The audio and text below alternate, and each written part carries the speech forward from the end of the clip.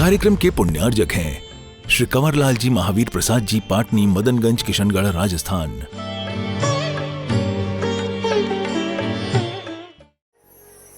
आज आचार्य श्री शांति सागर जी महाराज की समाधि तिथि पर, पुण्यतिथि पर उनके गुण स्तवन को करने के लिए पहले उनकी स्तुति के रूप में कुछ 100 काव्यों का संस्कृत में एक शतक बनाया था, जो सामान्य से श्रावकों के पढ़ने में नहीं आता, क्योंकि श्रावकों को संस्कृत में कोई इंटरेस्ट नहीं होता। फिर भी चूँकि आप हमारे सामने बैठे हैं तो आपको वही पढ़ना पड़ेगा जो हम पढ़ाएंगे, ये आपकी मजबूरी है। लेकिन इस मजबूरी को भी हम समझते हैं, आप बड़े उत्साह से ग्रहण करेंगे और इन्हीं काव्यों के माध्यम से अर्घ चढ़ाते हुए और उनके गुणों का स्मरण करते हुए हम उनका गुणगान करेंगे। इन्हीं काव्यों को पढ़ कर के आपको लगेगा कि हम उनके पूरे जीवन चरित्र से जुड़ गए हैं और उनके जीवन की विशेष विशेष घटनाएं इन काव्यों में निबद्ध हुई हैं। इससे पूरा जीवन चरित्र इन 100 काव्यों में आपको देखने को मिलेगा। आप सामने भी देख सकते हैं, देखेगा।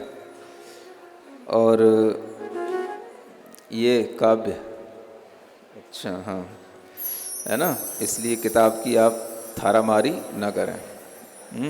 थारामारी बोलते हैं ना, थारो मारो। चलिए। यो जातः प्रथमो जिनो भरत जे क्षेत्रे तीर्थंकरः काले शुष्म दुष्मे वृषकृतः श्रीयादिनाथः प्रभु पश्चादन्तिमतीर्थनाय गुरुः श्रीवर्धमानो वरः श्रामण्यस्य परम्परासु जनकास्तेषां नमामो पदम्। भगवान आदिनाथ से लेकर के महावीर स्वामी और उनके बाद की आचार्य परंपरा में यह एक महान आचार्य हुए। इसलिए एक एक आप लोग लेके आए ना सुपाड़ी वगैरह कुछ अर्घ चढ़ाने को। चलिए पहला अर्घ चढ़ाते हैं। ओम ह्रीं अरं श्रामण्य परंपरा प्रवाहक आचार्य श्री शांति सागर मुनीन्द्राय नमो नमः। अर्घ्यं निरूपामीति योगीन्द्रैरपि चेन्द्रभूतिसदृशैः सावाहिता निन्दिता साचार्यैर्भुवि कुन्दकुन्दतुलितैर्भद्रैः समन्तैस्तथा सम्प्रत्यत्र च एनविंशतितमे देवैः पुनः स्थापिता सुश्रीमज्जगुरु शान्तिसागरयतेर्नाम्ना वनौ ख्यापिता। ओम ह्रीं अरं 20वीं सदी के प्रथम आचार्य श्री शांति सागर मुनीन्द्राय अर्घ्यं स्वाहा। काले सम्प्रति विश्रुतः स भुवने चारित्रकाष्ठां गतः विख्यातिः परमार्जिनोक्ततपसस्तप्तस्य तत्प्राभवम्। प्रोद्भूत प्रकट प्रकाश सहसा यद्विक्रमः किं यथा वर्णे सोऽपि मया तथा सुरपतिस्तद्वर्णनेन क्षमः। ओम ह्रीं अरहं मम स्तुतौ असमर्थता रूप आचार्य श्री शांति सागर मुनीन्द्राय अर्घ्यं निरूपामीति स्वाहा। श्रुत्वा यस्य चरित्रमुन्नतधिय पुण्योदयी प्राद्भुतं चारित्रप्रतिपक्षकर्मरजसां शैथिल्यता निश्चितम्। देवाभं बलवन्तमाप्तविभवम् दृष्ट्वातितुष्टो गदित् लोको धर्मकृतस्य तस्य महिमा पूर्वार्जितस्येत्यसौ। ओम ह्रीमरम लोकाश्चर्य महिमा धारकाय आचार्य श्री शांति सागर मुनीन्द्राय अर्घ्यम स्वाहा। कालः पंचम दुस्समोस्ति चपलं प्रायः मनोदेहिनां निम्नं संहननं तनौ कथमहो चारित्र सामर्थ्यकम् तस्मात् संयमधारणं न सरलं यः श्रावको दुष्करस् तत्काले मुनिशान्तिसागर गुरोः चारित्र चक्रीभवत्। यह आचार्य शांति सागर उस समय पर हुए जिस समय पर लोगों की यह धारणा बन चुकी थी कि यह पंचम काल है, दुखमा काल है और इस काल में सब चंचल मन वाले लोग होते हैं। कोई भी चारित्र का पालन करने में स्थिर बुद्धि वाला नहीं हो सकता और इस समय पर दिगंबर मुद्रा के निर्वाह का और चारित्र पालन का कोई अवसर ही नहीं है। ऐसा उत्तर से लेकर दक्षिण तक सभी लोगों की ये धारणा बन चुकी थी गृहस्थों की। उस समय पर इन आचार्य शांति सागर जी महाराज ने अपने तप से, अपने मूलाचार के ज्ञान के माध्यम से इस तरह की परंपरा का प्रभाव बनाया था कि सब लोग इस पंचम काल में भी ये देख करके आश्चर्य करने लगे थे कि क्या पंचम काल में भी ऐसे साधु हो सकते हैं। ओम ह्रीमरम पंचम काल जन्म प्राप्ताय आचार्य श्री शांति सागर मुनीन्द्राय अर्घं निरूपयामि स्वाहा। यत्काले नहि दृश्यते मुनिवरः कोऽप्यत्र दिगम्बरः पाण्डित्येन सुशोभते ग्रहीजनो धर्मस्य चर्चापरः। वार्ता तिष्ठति भोगरागजनिता लोके जनालाम्पटात् तत्काले मुनिशान्तिसागर गुरोः चारित्र चक्रीभवत्।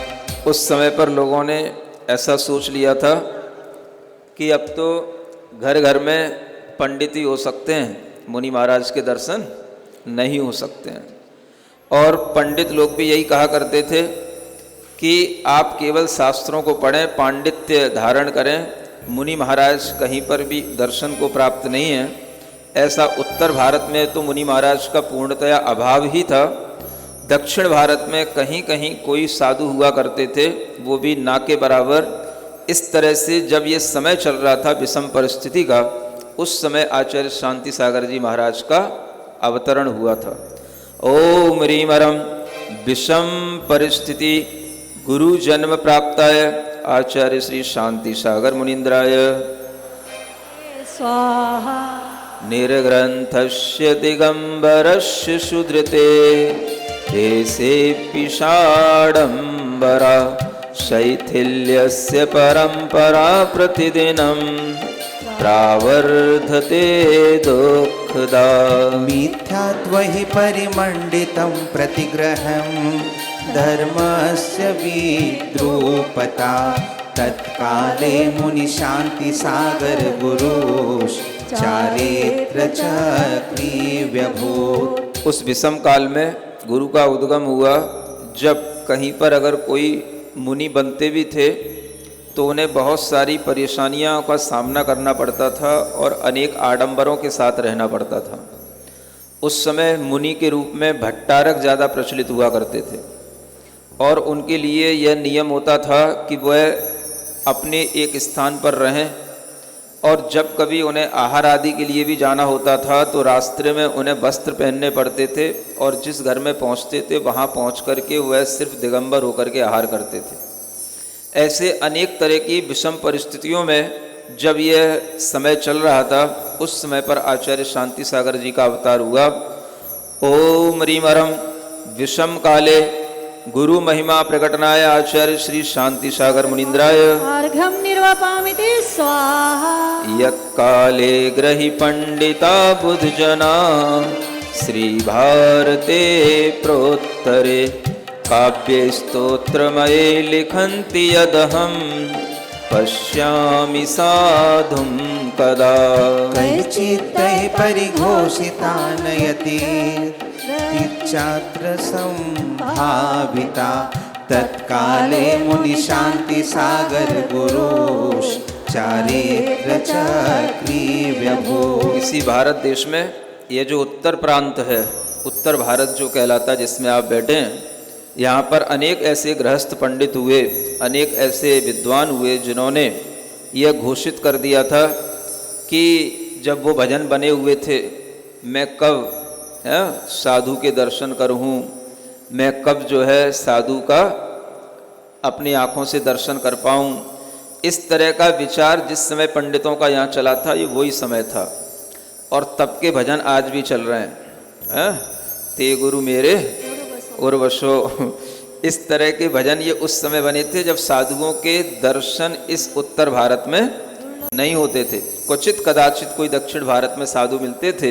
उस समय पर यह पंडितों के उस काल में मुनिचर्या को धारण करने वाले आचार्य शांति सागर जी महाराज का अवतरण हुआ। ओम ह्रीमरम मुनिचर्या धारक आचार्य श्री शांति सागर मुनिंद्राय अनर्घ्य पद प्राप्ताय अर्घ्यं निरूपयामि स्वाहा। स्वात्म ध्यान परायणोति विजिने कश्चित् गुहायां मुनि एकाकी वसति प्रसाद्य परितः सर्वोपसर्गं महान्। तत्तेनोपरि नागराजकलितं तस्यैकचित्रं यदा दृष्टं येन जनेन को न सहजं पूर्वाग्रहे मुञ्चितः। उस समय पर किसी ने उन आचार्य शांति सागर जी की तपस्या का, जो वह अनेक गुफाओं में बैठ कर के तपस्या करते थे और अक्सर उनके लिए गुफाओं में बड़े बड़े सर्प उनके शरीर पर चढ़ जाते थे, किसी ने एक फ़ोटो खींच लिया था और वह एक फ़ोटो उत्तर भारत में आया था। और उस फोटो को देख कर के ही यहाँ के लोगों की धारणा बदली थी। कहाँ के?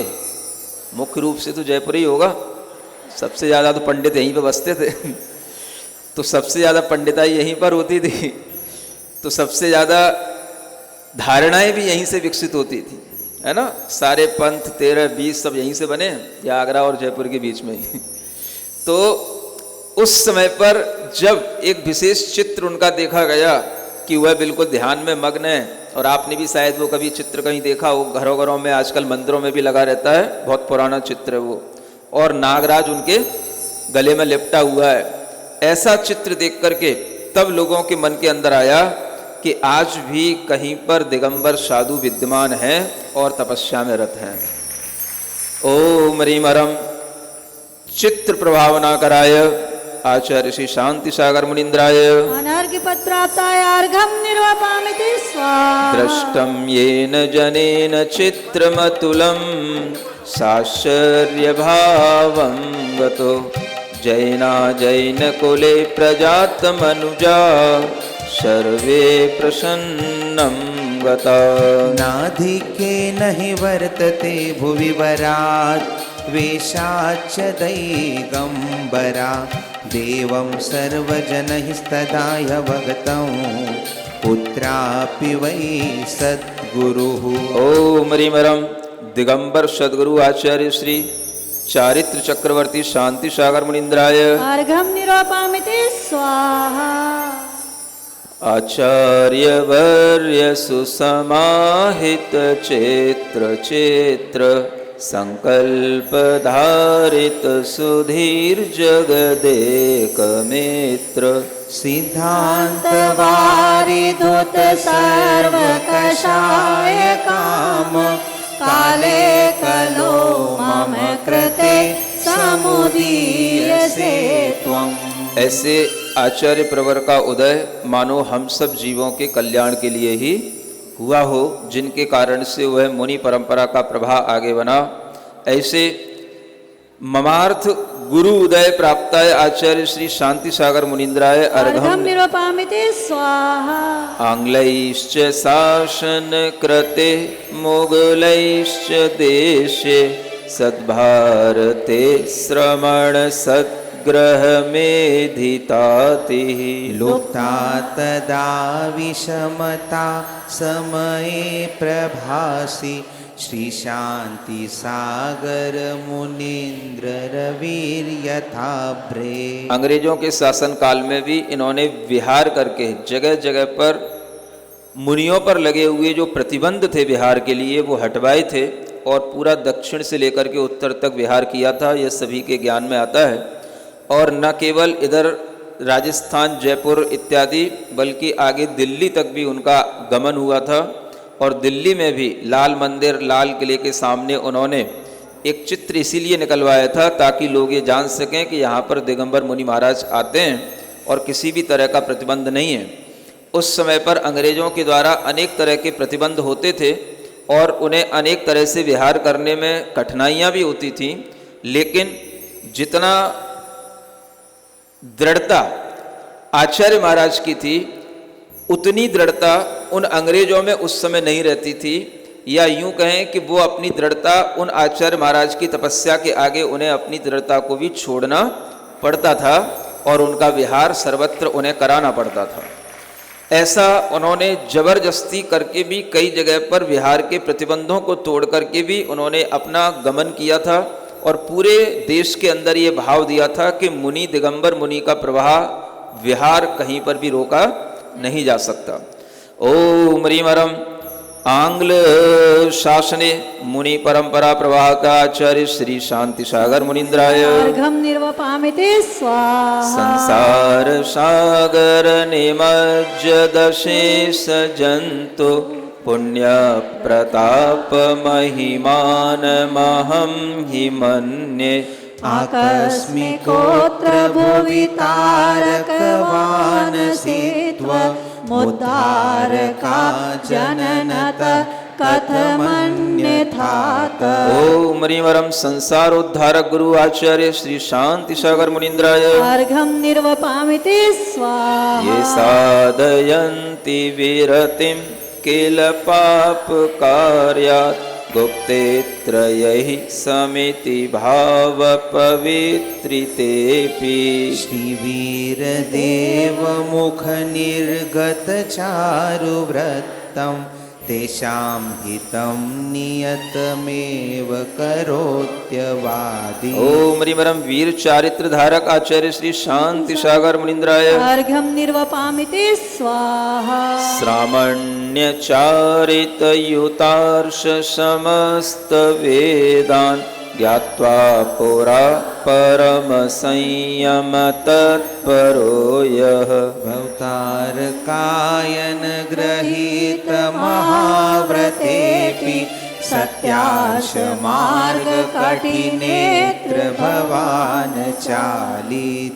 आप इतने ज्ञानी थे कि मुनि दीक्षा लेने से पहले घर पर रहकर के ही आपने सब मूलाचार आदि का अध्ययन कर लिया था और उन्हें पता था कि मूलाचार में श्रमणों की चर्या कैसी होती है और आज के मुनि कैसी चर्या कर रहे हैं।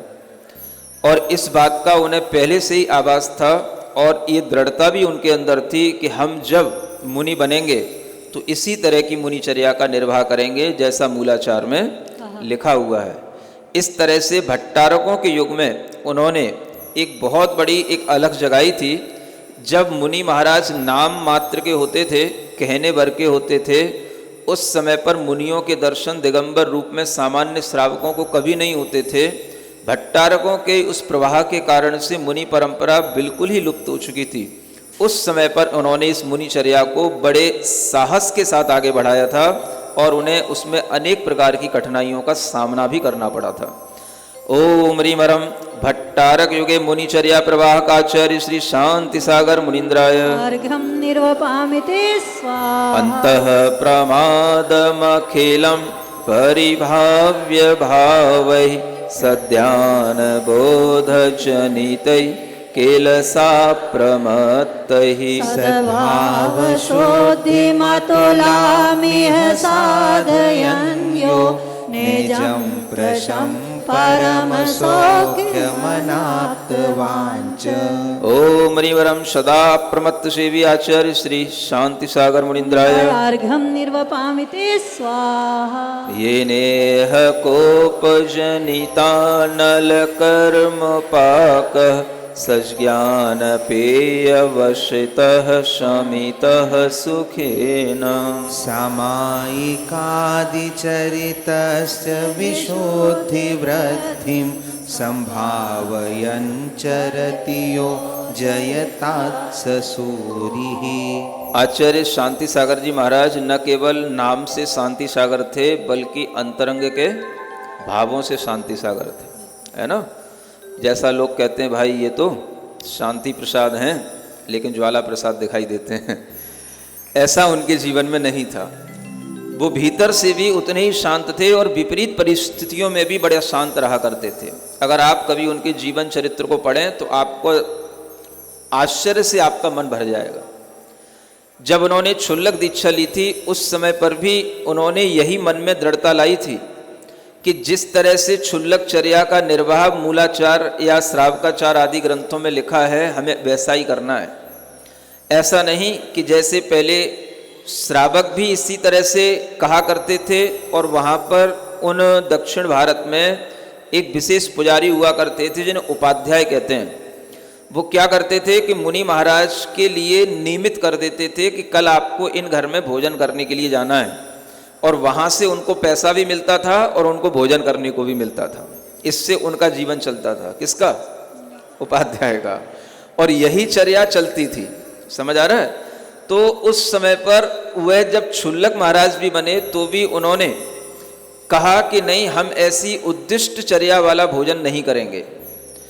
यह प्रतिमा लेने पर ही अनुद्दिष्ट जो चर्या होती है, अनुद्दिष्ट आहार की जो विधि होती है वह जैसी श्रावक के लिए होती है वैसी क्षुल्लक आदि के मुनि महाराज के लिए होती है, वैसी क्षुल्लक आदि के लिए भी होती है।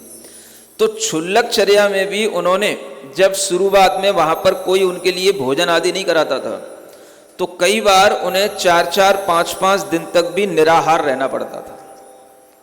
सुन रहे हो? बलशाली बहुत थे लेकिन आत्मबली उससे भी ज्यादा थी।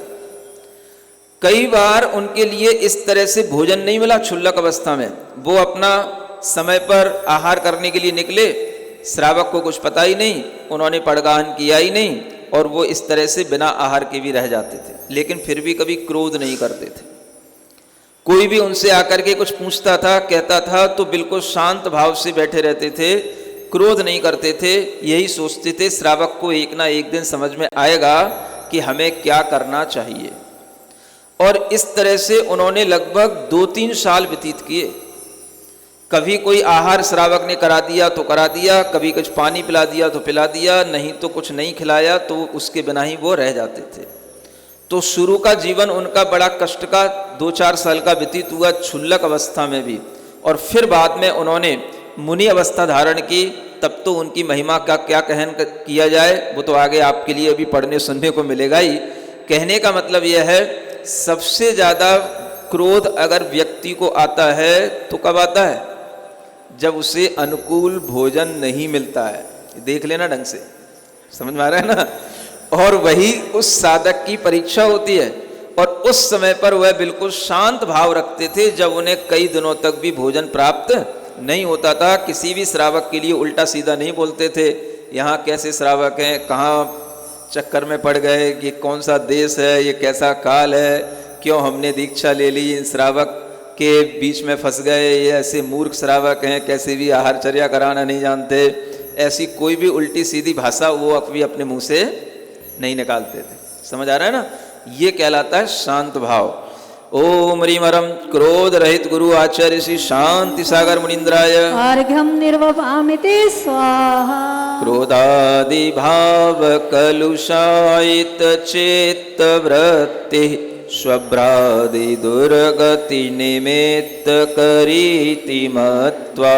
यह शांति भाव सलिल प्रचुर प्रसेका चिच्छांत स्वीकरणा लभते स जयता।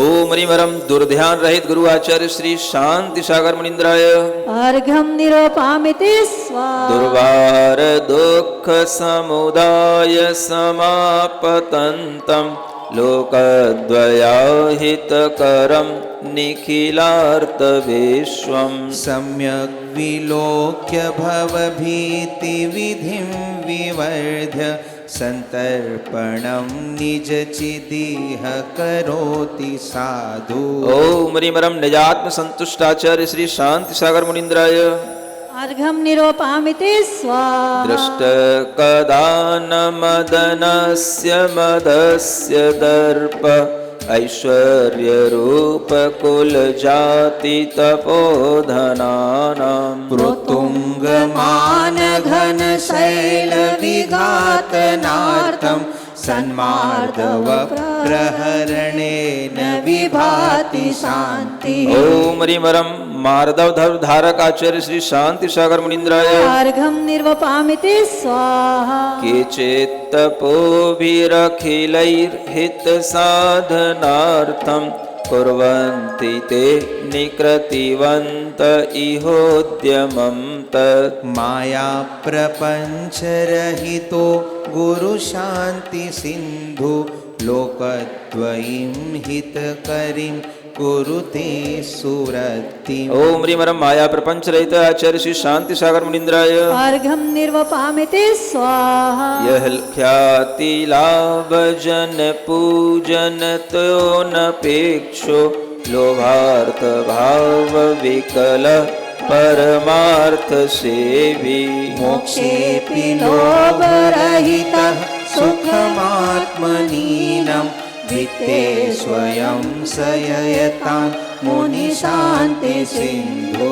ओम ह्रीमरम लोभ कषाय रहित आचार्य श्री शांति सागर मुनीन्द्राय अर्घ्यं निरूपयामि स्वाहा जित्वा कषाय रिपुसंघमताक्ष जेता बायान्तरंग यम संयम निष्ठितांगः दुःखं धिषिकजनितं किल कारणं तु कालोष्यमेव निहतं मुनिनाश शान्तिः। ओम ह्रीमरम इंद्रियजेताचार्य श्री शांति सागर मुनीन्द्राय अर्घ्यं निरूपयामि स्वाहा आपात मात्र रमणं विषयोत्थ सौख्यं हालाहलेन सदृशं विषपाकमेतत् आबालतो मनसि भाव्यकृतं विरुद्धं येनेह नो सकला युषि शांति सिंधु। आप जन्म से ही हमेशा धर्ममय थे और माता पिताओं के कहने पर इनके जीवन में घटना घटी थी कि पहले ऐसा होता था कि माता पिता कम उम्र में ही अपने मित्रों के बच्चों के साथ में विवाह संबंध कर दिया करते थे। समझ आ रहा है? ये उस समय की बात थी। तो 9 वर्ष की अल्प आयु में इनका विवाह कर दिया था। सुन रहे हो कि नहीं? लेकिन 9 वर्ष में कहीं विवाह होता है क्या? तो वह एक माता पिता के द्वारा किया गया अनुबंध था। अब यूं कहो कि जिससे विवाह किया गया था, जिसके लिए एग्रीमेंट हुआ था, वो लड़की भी मर गई। समझ आ रहा है? तो फिर ये बात जब इन्हें पता पड़ी तो उन्होंने कहा बहुत अच्छा हुआ, मेरा तो आजीवन ब्रह्मचर्य अब पक्का हो गया, अब मैं जीवन भर ब्रह्मचर्य के साथ ही रहूंगा। समझ आ रहा है? तो किसी का मरण भी किसी के लिए कभी कभी अच्छा हो जाता है। और ये बाल ब्रह्मचारी में अवस्था में भी 16 वर्ष की अवस्था में इन्हें एक सेनगढ़ की गद्दी का भट्टारक बनाया गया था, है ना। इनका प्रभाव अलग था, ये पाटिल थे और उस समय पर इनके पिता भी पाटिल जो गोत्र होता है वो पाटिल गोत्र के थे। दक्षिण भारत में एक येलुगम नाम का गांव है, वहां पर भीमगौड़ा नाम के पाटिल थे और उनकी पत्नी का नाम सत्यवती था। उन्हीं से यह शांति सागर जो मुनि महाराज थे, इस बालक का जन्म हुआ था जिनका नाम घर में क्या था? सातगौड़ा। सुन रहे हो? उनका घर का नाम क्या था? सातगौड़ा। पिता का नाम भीमगौड़ा और माँ का नाम सत्यवती। ऐसे एक गांव के प्रमुख पाटिल हुआ करते थे। इनकी बात पूरा गांव मानता था, आसपास के लोग मानते थे। तो जब इन्हें गद्दी पर बिठाल दिया 16 वर्ष की अवस्था में, तो उन्होंने सोचा इस गद्दी पर बैठ करके हम अपनी आत्मा का क्या कल्याण कर पाएंगे।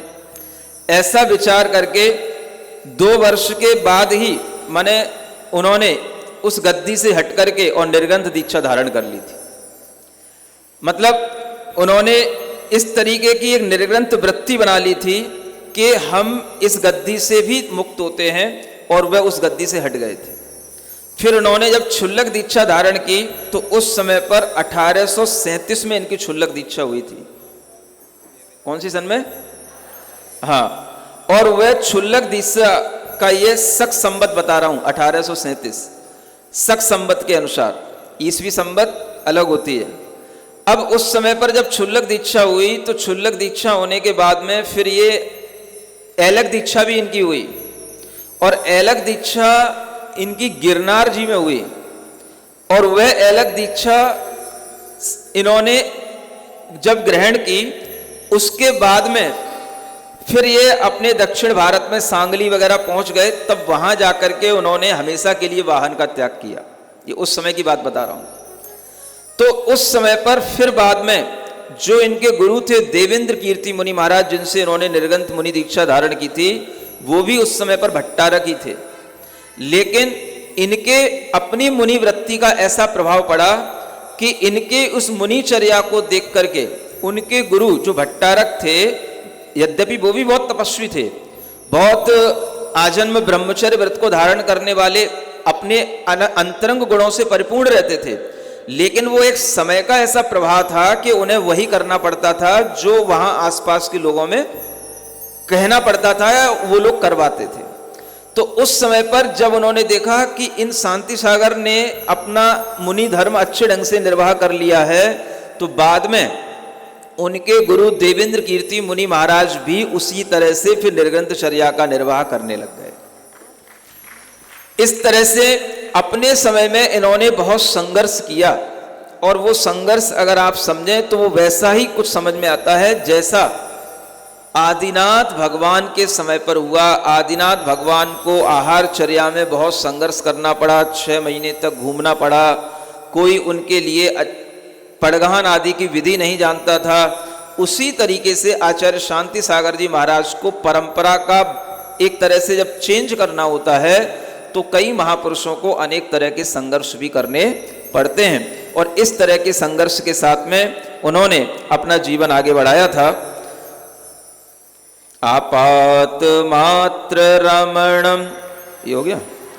ओम रिवरम विषय शुक हे ज्ञाता है आचार्य श्री शांति सागर मुनीन्द्राय। अर्घम निर्वपामिते स्वाहा। यस्यात्र चित्तमवशं न गतं कदाचिन् नो वंचितं हि विषयैर्विवशं न नीतं।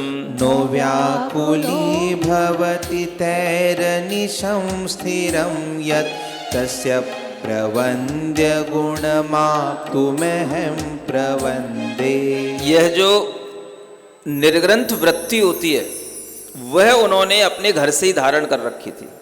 समझ आ रहा है? मुनि अवस्था तो उनकी बहुत बाद में हुई थी। जो मैं कह रहा था कि 16 वर्ष की अवस्था में भट्टारक बना दिया, 2 वर्ष बाद उन्होंने निर्ग्रंथ वृत्ति अपना ली। माने मुनि नहीं बने, लेकिन क्या करने लगे, जैसे मुनि महाराज दिन में 1 बार आहार करते हैं, 1 बार आहार करना इनका घर से ही चलता था। आहार उपवास ये क्रम इन्होंने घर से ही शुरू कर दिया था। तो वह अपनी कम उम्र से ही वह घर में इस तरह से किया करते थे, और घर में भी उन्हें इसलिए रहना पड़ा था कि एक बार इनके पिताजी ने जब ये देखा कि ये घर त्याग करने वाले हैं, तो उनके पिताजी ने उनसे कहा था कि पहले मेरी समाधि हो जाए उसके बाद तुम गृह त्याग करना। तो इन्होंने अपने पहले पिताजी की समाधि कराई, और समाधि कराने के बाद फिर उन्होंने गृह त्याग किया था। ऐसे इन्होंने घर में रह करके पूरा धर्म ध्यान करते हुए, ज्ञान रखते हुए, तप का पालन करते हुए घर में ही मतलब निर्ग्रंथ वृत्ति बना रखी थी। और घर में ही सब कुछ उन्होंने सीख रखा था।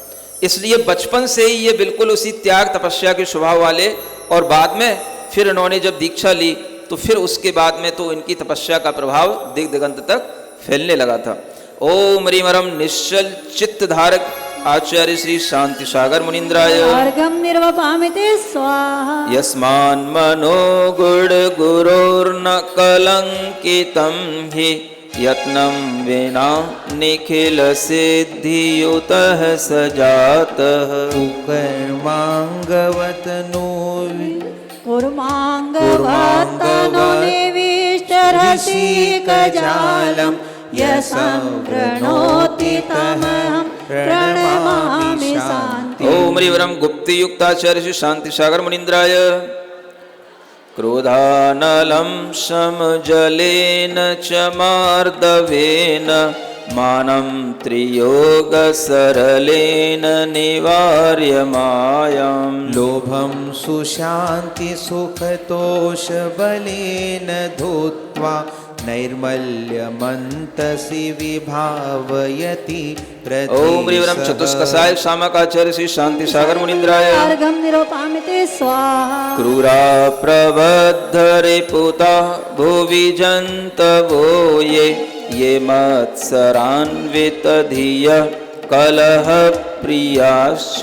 शाम्यन्ति मैत्रमपि ते प्रभजन्ति नित्यं श्रीशान्ति सिन्धुर्मां प्रभो प्रभावा। ओम ह्रीं रम साम्य प्रभावधारकाचार्य श्री शांति सागर मुनीन्द्राय अर्घं निरूपामिते स्वाहा। औदारिकादितनुतैजस कर्मणानां नाशार्थमेव यतते रतिमोहवर्ज्यं। साम्यावलम्बनमहो प्रविधार्य पूतः श्रीशान्ति सिन्धु गुरुवर्यमहं नमामि। ओम ह्रीं रम साम्यावलंबी आचार्य श्री शांति सागर मुनीन्द्राय अर्घं निरूपामिते स्वाहा। दुर्ध्यानमार्तमवनौ फलतीह दुःखे तिर्यगतिं च नरकं नयतीति रौद्रम्। एवं विचिन्त्य भववर्धनकं व्यपास्य ध्यानद्वयं शुभतमं कुरुते सजीयात्। ओम ह्रीं रम शुभ ध्यान पूरक गुरु आचार्य श्री शांति सागर मुनीन्द्राय अर्घं निरूपामिते स्वाहा। सम्मेद शैल शिखरे कृतवन्दनायां भावाति शुद्ध मनसा घृततैलभोक्तिं। त्यक्त्वाभिसन्धिदृढपूर्वमथैकभुक्तिम् आजन्म संयमनिधिं किल सोग्रहीश्च। जब यह 7 गौड़ा कौन शांति सागर समझ रहे हैं, पहली बार जब सम्मेद शिखर की वंदना करने के लिए गए थे तो उस समय पर इनके मन में सम्मेद शिखर की वंदना से इतनी भाव विशुद्धि बढ़ी कि उन्होंने उस समय पर घी और तेल का आजन्म त्याग कर दिया था। और यह वंदना उन्होंने लगभग अपने जीवन में 32 साल की उम्र में की थी। समझ में आ रहा है कितनी? हाँ, थोड़ा सा ऐसे आचार्यों को देखते हुए कहीं ना कहीं अपन भी सोचते हैं कि अपन इनके पैरों की धूल भी नहीं है है ना, रच कड़ के बराबर भी नहीं है। तो ऐसा विचार करते हुए कभी कभी हम जैसे भी क्षुद्र लोग तुलना करने बैठ जाते हैं कि कोई ना कोई एक आध गुण तो हमें मिल ही जाए आचार्य का, ऐसे तपस्वियों का कोई कुछ कुंडली ऐसी मिलान हो ही जाए कहीं ना कहीं। समझ आ रहा है? तो ऐसा मिलान करते करते मेरे मन में आया कि मेरे जीवन में भी 32 वर्ष की उम्र में ही लगभग पहली बार सम्मेद शिखर की यात्रा का मुझे सौभाग्य मिला था। समझ आ रहा है? ये जबरदस्ती कुंडी मिलाने वाली बात है बाकी तो और कुछ मिला ही नहीं सकते हम। तो ना तो इन जैसी तपस्या कर सकते हैं, ना इन जैसा कोई भी हम उत्कृष्ट ध्यान कर सकते हैं, ना चारित्र पालन कर सकते हैं, इनकी तो बात ही अलग है। लेकिन एक मन में इस तरह का एक विचार आया था जब इनके जीवन को पढ़ रहा था कि पहली बार जब आचार्य यह अपनी गृहस्थ अवस्था में गए थे तो उस समय पर घी तेल का त्याग कर दिया था। और फिर उसके बाद ही उन्होंने घर पर आकर के ये मन में व्रत कर लिया था कि हम एक बार ही भोजन करेंगे, ये उन्होंने व्रत कर लिया था। सुन रहे हो? तो जब हमने आचार्य महाराज का पहली बार दर्शन किया था, सम्यक शिखर तो बहुत बाद में हुआ, हमारे सम्यक शिखर तो आचार्य गुरुदेव ही थे। आचार्य श्री विद्यासागर जी महाराज का दर्शन करके ही हमको लग गया था कि सम्यक शिखर की वंदना हमने कर ली। तो जब हमने पहली बार उन आचार्य महाराज का दर्शन किया और उन्होंने वापस घर पर भेजा कि अभी कुछ दिन घर पर रहो, तो अपने मन में उनके दर्शन की विशुद्धि से ऐसा भाव आ गया था कि अब हम हमेशा एकासन ही करेंगे। किसी ने कहा नहीं था, ऐसा भाव आ जाता है। तो अपन कुछ ऐसा देख रहे थे कि अपन इनके चरणों की धूल भी है कि नहीं। तो कभी कभी विशुद्धि से किसी को सम्यक शिखर की यात्रा से, किसी को दुर्लभ यात्राएं जो भी होती, हमारे लिए आचार्य गुरुदेव ही दुर्लभ थे, समझ आ रहा है? उनको दर्शन करने से जो विशुद्धि बढ़ी, तो उसके बाद इस तरह का ब्रह्मचारी अवस्था से ही विचार हो गया था। और फिर उसके बाद एकासन करने का जो मन बना था वो चलता रहा, और बाद में फिर वो दीक्षा में परिणत हो गया, तो फिर तो चलता ही गया। तो इस तरह से कभी कभी विशुद्धियां या तो तीर्थों से बढ़ती हैं या गुरु दर्शन से भी बढ़ती हैं। मैं सिर्फ इतना बताना चाह रहा हूं आपको, है ना? आचार्य शांति सागर से अपनी तुलना नहीं कर रहा मैं तो बहुत क्षुद्र हूं, लेकिन मैं ये बताना चाह रहा हूं कि विशुद्धियां कभी कभी बढ़ती हैं, तो इस तरह के कार्य अपने आप हो जाते हैं। और वो विशुद्धियां किसी के जीवन में बड़े तीर्थों के दर्शन से होती हैं या कभी बड़े आचार्यों के दर्शन से बढ़ती हैं। और वो जो विशुद्धियां बढ़ती हैं वो शायद तभी बढ़ती हैं जब हमें उस चीज को बड़ी दुर्लभता से हमने प्राप्त किया हो, है ना? सुलभता से कोई चीज प्राप्त हो जाती है तो विशुद्धि नहीं बढ़ती, ये भी आप ध्यान रखना। समझ आ रहा है? कभी मैं आपको सुनाऊंगा, कभी समय मिले तो बता पाऊंगा कि कितनी दुर्लभता से आचार्य महाराज का हम दर्शन कर पाए थे। हम तो ये सोच बैठे थे कि हमें दर्शन होंगे भी कि नहीं होंगे, है ना? तो ऐसे ही पहले के लोगों के लिए सम्यक शिखर जाना बहुत दुर्लभ हुआ करता था, आज की तरह नहीं। जब मन आए ट्रेन में बैठे, शाम को बैठे, सुबह पहुंच गए। पहले आदमी घोड़ा गाड़ी न जाने क्या क्या तरह के इंतजाम करता था, कैसे कैसे पहुंच पाता था, और पहुंचने के बाद में पैदल वंदनाएं करना अपने आप में उस समय पर बहुत कठिन हुआ करता था। और आजकल तो भाई सीधे यहाँ से भी ट्रेन से वहाँ पहुँच जाओ और वहाँ से भी गाड़ी उठाओ, सीधे ऊपर तक पहुँच जाओ। ऐसे में कोई विशुद्धि नहीं बनती। तो जितना पहले आदमी कठिनता महसूस करता था इन तीर्थों की यात्रा में, गुरु दर्शन की यात्रा में, उतनी उसके अंदर विशुद्धि के भाव भी हुआ करते थे। समझ आ रहा है? इसलिए आप एक मन में ये भी जानकारी रखना कि जो हम लोगों को दर्शन से विशुद्धि मिलती है, जैसे हम पैदल यात्रा करते हैं, तो पद यात्रा करते हुए कभी जब तीर्थ क्षेत्र मिलते हैं तो हम लोगों को जो विशुद्धि प्राप्त होती है वो आप लोगों के अंदर नहीं आ सकती। कारण हमेशा हम तीर्थ यात्रा नहीं कर सकते, जब कभी कर पाते हैं, कभी कभी दर्शन होते हैं, तो मन बहुत भावुक हो जाता है, मन विशुद्धि से भर जाता है। और उस समय पर हमें समझ आता है कि तीर्थ यात्रा पर भी, है ना, दर्शन होना, तीर्थ के दर्शन होना अपने आप में कितने दुर्लभ चीज होती है। तो हमेशा ये ध्यान में रखो कि दुर्लभता से जो चीज प्राप्त की जाती है वो हमारे अंदर बहुत विशुद्धि देती है, कर्म क्षय का कारण बनती है, और उसी से हमारे अंदर आत्मबल बढ़ता है ना? इसलिए मैंने सुना भी था कि जयपुर से भी बहुत से लोग पद यात्रा करते हुए कुंडलपुर तक गए हैं, जाते थे पहले, आज भी जाते हैं, साल में एक आध बार जाने का नियम था। शिखर जी और बाहुबली भी गए पैदल यात्रा करते हुए। हाँ, तो ये बहुत अच्छी परंपरा है, और ये शायद परंपरा भी सुशील वैद्य के द्वारा चलाई गई है। हाँ, जो लोग सुनता रहता हूं मैं थोड़ा सा, तो समय समय पर आपके लिए भी काम आ जाता है। तो ये बहुत अच्छी परंपरा, माने पहले के लोग बैलगाड़ियों से यात्रा करते थे, पैदल यात्राएं करते थे, तब विशुद्धि बढ़ती थी। आप वैसे चले भी जाओ, सम्यक शिखर यात्रा कर भी आओ, तो आपकी विशुद्धि नहीं बढ़ती। क्यों नहीं बढ़ती? क्योंकि आपको वहां जाने में आपको दुर्लभता नहीं लगती। तो ये दुर्लभता बनाए रखना भी अपने आप में विशुद्धि बढ़ाने का बहुत बड़ा कारण बनता है। इसलिए मन बना के रखो, समझ आ रहा है? ऐसी यात्राएं करते रहोगे तो जल्दी बुढ़ापा नहीं आएगा, नहीं तो कुर्सियों पे बैठे बैठे बिल्कुल निष्क्रिय हो जाओगे। हार्ट भी बिल्कुल काम करना बंद कर देता है। भाई ऐसे आदमी के लिए हम भी क्या काम करें, जो खुद ही नहीं चलता है तो हम इसको कितना चलाएं। समझ में आ रहा है? तो ये बहुत जरूरी है। इसलिए हमेशा आपको एक्टिव रहना चाहिए और हमेशा आपको इस तरह की पद यात्रा आदि के निमित्त से चलना फिरना करते रहना चाहिए। प्राग्दीक्षितात् गिरिवरेत्र शुभ, अच्छा अर्घ, वाह समझदार हो गए आप लोग।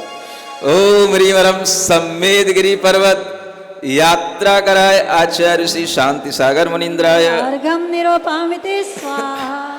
प्राग्दीक्षितात् गिरिवरेत्र सुवन्दनायै द्रष्टैकवृद्ध महिला गमने न शक्ता। स्कंदे निधाय परिपूर्ण कृता हि यात्रा सत्वं प्रभूत बलवानसि सात गौड़ा। हाँ, ये दीक्षा से पहले की बात है, सात गौड़ा की बात है कि जब वह सम्मेद शिखर की यात्रा पर गए थे तो यात्रा में चलते हुए उन्होंने देखा कि एक वृद्ध महिला है और वह बार बार थोड़ा सा चलती है, फिर बैठ जाती है, चलती है, थक जाती है, चल नहीं पा रही है, इतना बड़ा पर्वत ये कैसे पार करेगी। और उस समय पर डोली आदि की व्यवस्थाएं भी जो है बहुत कम होती थी, और होती थी तो उन्होंने ये भी देखा कि इस महिला के पास में पैसा भी नहीं है उन डोली वालों को देने के लिए, और इसकी बहुत अच्छी भावना है कि मैं पूरा यात्रा कर लूं। तो उन्होंने उस वृद्ध दादी को अपने कंधे पर बिठा करके पूरी यात्रा करा दी। समझ आ रहा है? आदमी को खुद चलना मुश्किल होता है उनका शरीर का बल इतना था कि वह इस तरह से एक बार वृद्ध पुरुष को भी उन्होंने, जो राजगृही की पंच पहाड़ियां हैं ना, हाँ यहाँ पर भी ये पहाड़ियों की यात्रा करना ही बहुत दुर्लभ होता है। वो बहुत लंबी लंबी पहाड़ियां हैं। कभी आप गए हो राजगृही पर, चौथे नंबर की पहाड़ी, पांचवें नंबर की पहाड़ी, पहुंचते नहीं लोग वहां तक। तो एक बार उन्होंने वहां पर भी अपने कंधे पर एक पुरुष को बैठ करके वहां पर यात्रा करा दी थी, और यहाँ पर सम्मेद शिखर में महिला को अपने कंधे पर बैठा के यात्रा करा दी। इतने बलशाली थे। ओम ह्रीमरम गृहस्थ दशायां वृद्ध सहायी आचार्य श्री शांति सागर मुनीन्द्राय। अर्घम निरूपयामि स्वाहा। एकश्चतुर्थयमध्रज जिन दास नामा यन्मस्तकेस्ति सितकोष्ठ गदस्य पीडा। स्तोत्रं पठेदिति च तैर्विहितं हि तस्मै एको प्रभूत्यमित भक्ति वशात् समोक्तः। एक बार इनके पास में एक ब्रह्मचारी थे जिनदास नाम के, है ना, तो उनके माथे पर एक सफेद सा कोढ़ निकल आया था और उसके कारण से उन्हें पीड़ा भी होने लगी थी। तो वह उस समय पर उन आचार्य शांति सागर जी महाराज के पास गए कि महाराज ऐसा हो गया है, इस कोढ़ को कैसे दूर किया जाए।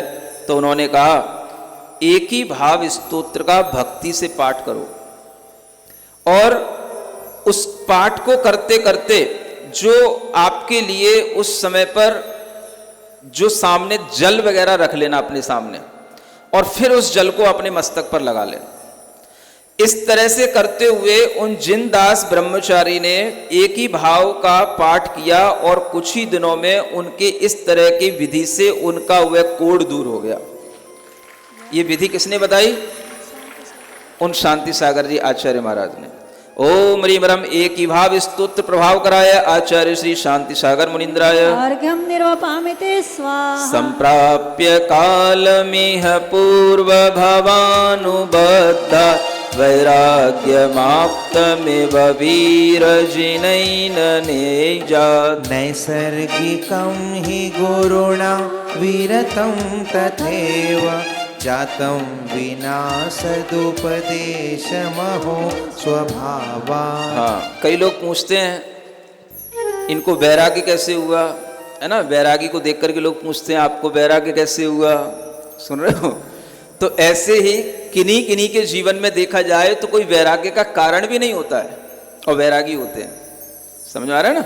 आप पढ़ते हो ना वो एक भजन, कहीं दर्पण देख विरक्ति, वो पूर्व जन्म का त्यागी है, इसी प्रकार के उसमें हाँ, बिन कारण दीक्षा लेता वो पूर्व जन्म का त्यागी। तो कुछ ऐसा भी होता है कि अगर किसी के जीवन में कोई कारण भी ना हो तो समझना चाहिए कि ये पूर्व जन्म के त्यागी हैं। वो बिल्कुल सही बात लिखी है। भगवान महावीर स्वामी के जीवन में भी आप देखोगे तो उनके वैराग्य का कोई कारण नहीं था। इसी तरह से आचार्य शांति सागर जी महाराज के जीवन में भी बचपन से ही उनके अंदर वैराग्य और तप की भावना रहती थी। उनके जीवन में वैराग्य का कोई विशेष कारण नहीं था, ऐसे स्वाभाविक वैराग्य उनके अंदर उपस्थित रहता था। ओम ह्रीमरम स्वाभाविक वैराग्य धारकाय आचार्य श्री शांति सागर मुनीन्द्राय अर्घं निरूपयामि स्वाहा। काले तदावगमनं ग्रहि मेधिनाम्न सुदिष्ट भोजन विधिश्च निमंत्रणेन शास्त्रानुसार विधिना सुलभेन कुर्यां श्रीशुल्को बहुदिनं हि विनाशो भोक्तिम्। हाँ, ये जो आपको बताया था उद्दिष्ट भोजन त्याग जहाँ होता है वह 11वीं प्रतिमा से हो जाता है। क्षुल्लक ऐलक महाराज सब उद्दिष्ट भोजन त्यागी होते हैं, फिर ये निमंत्रण से भोजन नहीं करते। तो उस समय पर भट्टारक के समयों पर ये निमंत्रण चलता था। आज हमारे यहाँ निमंत्रण है, आज आपके यहाँ निमंत्रण है। जैसे ब्रह्मचारी लोग निमंत्रण से चले जाते हैं, वही विधि मुनि महाराज की और सभी साधुओं की चलती थी। तो उस समय पर उन्होंने इस विधि को तोड़ा और क्षुल्लक अवस्था में अपनी प्रतिज्ञा के माध्यम से उन्हें बहुत दिनों तक भोजन भी नहीं मिला, तो भी उन्होंने उसको उपसर्ग समझ करके, परिचय समझ करके शांत भाव से सहन किया था। ओम ह्रीमरम उद्दिष्ट भोजन त्यागी आचार्य श्री शांति सागर मुनीन्द्राय अर्घं निरूपयामि स्वाहा। भोगाभिलाष भवराग शरीर रागैस्तापत्रयेण सहितो मम चान्तरात्मा सम्यक्त्वबोधचरणत्रयभेषजैः रत्नत्रयेन परमहि प्रततापहानि। ओम ह्रीमरम रत्नत्रया तापत्रय हानि कराय आचार्य श्री शांति सागर मुनीन्द्राय अर्घं निरूपयामि स्वाहा। एवं सुचिन्त्य परमा निधिरूप दीक्षा दैगम्बरीं मनुज पर्यय सार्थकीया एतां कृतार्थकरणीमवनो जिघ्रक्षु देवेन्द्र कीर्ति गुरुतो मनसाप्तवान् सः। उस समय पर उन्होंने देवेंद्र कीर्ति गुरु से दीक्षा धारण की थी और वह दीक्षा यरनाल में हुई थी, है ना। एक पंच कल्याणक चल रहा था, उस पंच कल्याणक के समय पर उन्होंने दीक्षा धारण की थी। ओम ह्रीमरम निर्ग्रंथ दीक्षा दिगंबर दीक्षा धारकाय आचार्य श्री शांति सागर मुनीन्द्राय अर्घं निरूपयामि स्वाहा। जैनेन्द्र देव विभवे परिनिष्क्रमान्निः वैराग्य कालगत ब्रह्म विमान देवैः दृष्टानुमोदन परैर्वसनाभिमुक्तिस्तीर्थङ्करेण सदृशी जिनदेव मुद्रा। जब वहाँ पंच कल्याणक था तो पंच कल्याणक में भी तप कल्याणक के दिन, है ना, इधर भगवान के वैराग्य के लिए लौकांतिक देवों का आगमन हुआ और उधर उन्होंने अपने देवेंद्र कीर्ति गुरु से निर्ग्रंथ दिगंबर दीक्षा को प्राप्त किया। इस तरह उन्होंने पंच कल्याणक के तप कल्याणक के दिन जिन मुद्रा को धारण किया। ओम ह्रीमरम तीर्थंकर सदृश जिन मुद्रा धारकाय आचार्य श्री शांति सागर मुनीन्द्राय अर्घं निरूपयामि स्वाहा। तत्रैव दूषित जलेन रुजः प्रवृत्तः जीवेषु तेन गुरुदेव तनौजरश्च मासेन दुःखमसुखेन पुरार्जितेन जातं विकल्परहितं च तथापि चित्तम्। दीक्षा के बाद में जहाँ उस गांव में रुके थे, उस गांव में दूषित जल के कारण से अनेक लोगों के लिए वहाँ पर बीमारी फैल गई थी और उसी कारण से उस बीमारी का प्रभाव आपके ऊपर भी पड़ा और उस समय पर 1 महीने तक भयंकर ज्वर आया, है ना। और उस ज्वर में अत्यंत शरीर में शिथिलता आई, फिर भी उन्होंने अपनी दिगंबर चर्या में किसी तरह की कोई कमी नहीं की और ज्वर में भी वो बिल्कुल निश्चल और निर्विकल्प बने रहे। यह घटनाएं आप कभी जो चारित्र चक्रवर्ती ये ग्रंथ लिखा गया उसको पढ़ेंगे तो आपको ज्ञात होंगी। ओम ह्रीमरम ज्वरेपि निर्विकल्प मनाः आचार्य श्री शांति सागर मुनीन्द्राय अर्घं निरूपयामि स्वाहा। प्राप्तस्त्वया विहरणे भुवि को गनोलि ग्रामस्तदा स्थित गुहान्तरराजमानं रथ्यानरेण तु विलोक्य घनाश्मखण्डै प्राचार्य देव वपुषीति कृतः प्रहारः। एक कोगनौली नाम का गांव है वहाँ दक्षिण में। वहाँ पर विहार करते हुए जब आप पहुँचे तो वहाँ पर कोई ऐसे पागल वागल गांव में रहते हैं। उन्होंने उनको देख कर के और उस समय पर मुनि मुद्रा में जब वो थे तो एक व्यक्ति ने उनके ऊपर पत्थरों को फेंका, उनके ऊपर पत्थरों से प्रहार किया और उस समय पर उन्होंने उस उपसर्ग को भी सहन किया। बाद में उस उपसर्ग का निवारण ग्रामवासियों के माध्यम से हुआ, लेकिन तब तक उपसर्ग हो चुका था। ओम ह्रीम रम मूर्ख व्यक्तिकृत उपसर्ग धारकाय आचार्य श्री शांति सागराय मुनीन्द्राय अर्घ्यं निरूपयामि स्वाहा। यन्मानसं मयि करोतिरुषं च तस्मै किं वा भवेन् मम च तस्य विशेषणं स्यात्। कर्मार्जितेन निजकेन फलं विरुद्धं साम्यावलम्बनमतो विदुषामुपायः। उन्होंने उस समय पर क्या विचार किया कि ये तो मूर्ख है, पागल है ही है, लेकिन हम तो नहीं हैं। अगर हम इसके द्वारा किए गए उपसर्ग पर हम भी क्रोध करने लगेंगे, इस पर गुस्सा करेंगे, तो इसमें और हम में क्या विशेषता रह जाएगी। समझ में आ रहा है? ज्ञानी जन सिर्फ इस विचार से ही क्रोध को जीत लेता है ना। दूसरों के द्वारा किए हुए उपद्रव को जीत लेता है कि ये जो कर रहा है ये तो अपनी अज्ञानता से कर रहा है, मैं तो ज्ञान दशा में हूँ। अगर मैं भी इसी की तरह करने लगूंगा तो फिर मुझ में और इसमें क्या अंतर रह जाएगा। ये अंतर बनाए रखने के लिए ही ज्ञानी कभी किसी के ऊपर क्रोध नहीं करता। ओम ह्रीम रम साम्य चिंतन धारकाय आचार्य श्री शांति सागर मुनीन्द्राय अर्घ्यं निरूपयामि स्वाहा। सम्प्राप्तवानसि ततो नसलापुरेऽस्मिन् कश्चित् गृहीतो मुनिपं प्रतिगृह्य गेहे। संस्थाप्य चिन्तयति योग्य सुभोजनं मे नानीय दत्तमपराच्च ग्रदात् सह। एक बार ऐसा भी हो गया, नसलापुर की बात है, समझ आ रहा है। दक्षिण भारत के गांव के नाम है कागनोली, नसलापुर, जहाँ एरापुर है ना, यरनाल। जब कभी आप घूमने जाओगे तब मिलेंगे। वैसे तो हमने भी नहीं घूमा, घूमने जाएंगे तो कभी देखेंगे ये कौन कौन से गांव कहाँ कहाँ है। देखिए क्या हुआ, एक नसलापुर गांव में पड़गाहन करने के लिए लोग खड़े हो जाते हैं और कभी कभी ऐसे भी लोग मजाक करने लग जाते हैं कि वो पड़गाहन करने के लिए खड़े हो गए। उन्हें क्या पता था कि वो मुनि महाराज उनके पड़गाहन में आ जाएंगे और वो व्यक्ति जिसने पड़गाहन किया उसके घर में कुछ था ही नहीं। समझ आ रहा है ना।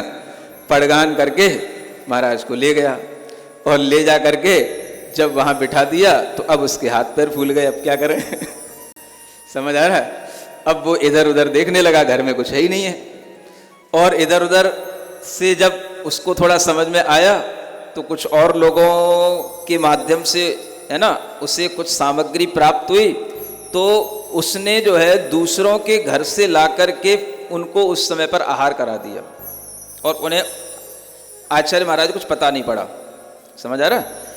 इस तरह से जब उन्होंने आहार कर लिया तो आहार तो हो गया, उसके बाद में उन्हें पता पड़ा समाज के लोगों से, क्योंकि लोग तो कहे बिना रहते नहीं। अरे महाराज आज तो आप कैसे घर में गए थे जहाँ पर कुछ भी नहीं था। तो कुछ भी नहीं था फिर भाई आहार कैसे हो गया।